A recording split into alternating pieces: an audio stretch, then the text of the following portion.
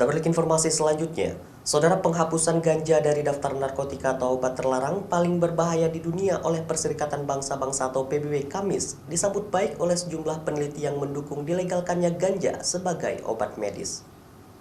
Salah satu peneliti ganja Universitas Syah Kuala, Profesor Musri Musman, menyambut baik keputusan Perserikatan Bangsa-Bangsa atau PBB menghapus ganja dari obat-obatan dan narkotika paling berbahaya di dunia serta memberi angin segar kepada peneliti ganja di Aceh.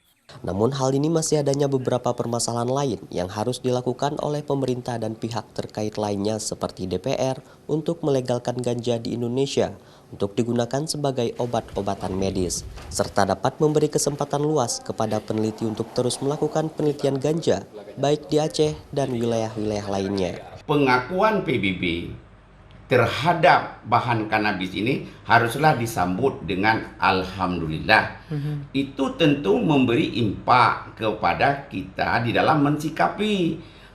Kalau kita ingin memanfaatkan peluang ini untuk kesejahteraan kesehatan masyarakat, maka tentu kita harus mengatur regulasi yang dahulu mengungkungnya, yang menyatakan bahwa ganja itu tidak bernilai medis, tentu harus dirombak.